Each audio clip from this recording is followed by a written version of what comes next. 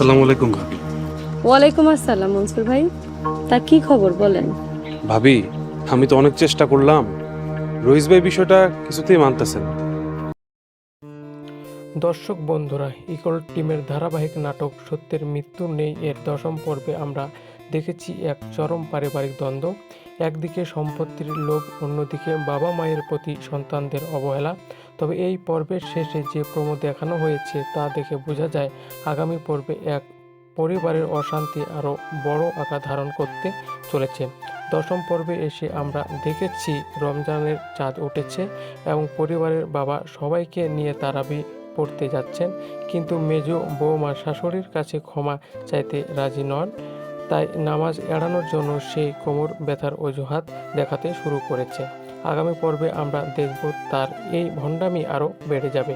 অন্যদিকে প্রমোতে আরও একটি বড় ঘটনা দেখা গেছে। পবিত্র রমজান মাসে পরিবারের এক ছেলে লুকিয়ে বাজারে গিয়ে রুটি, কলা, পরোটা খাচ্ছে এবং সে হাতে নাতে ধরা পড়ে যায়। পরিবারের বাবা, যিনি ধর্মীয় নিয়ম কানুনের ব্যাপারে খুব কঠোর, তিনি এই বিষয়টি জানবেন। তখনই বাড়িতে এক বড় ধরনের ঝামেলার সৃষ্টি হবার সম্ভাবনা রয়েছে।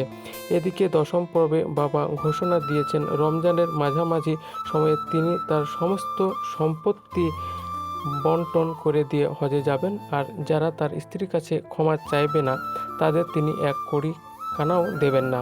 কিন্তু এরই মধ্যে আলাউদ্দিনের ভাই ও ভাবি উকিল মনসুরের সঙ্গ মিলে সম্পত্তি দখলের জন্য একটি জালিয়াতি পরিকল্পনা করেছে।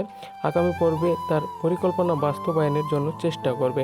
যদি এই জালিয়াতি বিষয়টি বাবার সামনে চলে আসে তাহলে পরিবারের লোভী সদস্যদের আসল চেহারা সবার সামনে প্রকাশ পেয়ে যাবে। সব মিলিয়ে বলা যায় সত্যের মৃত্যু নেই নাটকের 11তম পর্বে অনেক বড় বড় চমক অপেক্ষা করছে। সম্পত্তির লোভ আর পারিবারিক সংঘর্ষে গল্পটি নতুন মোড় নিতে চলেছে। এখন প্রশ্ন হলো, এই নাটকের 11তম পর্বটি কবে দেখতে পাবেন? বন্ধুরা, সত্যের মৃত্যু নেই নাটকের 11তম পর্বটি আপনারা দেখতে পাবেন আগামী 11ই মার্চ দুপুর 3টায় ঈগল মিউজিকের পর্দায়। আজকের মতো এখানেই শেষ করছি। ধন্যবাদ সবাইকে।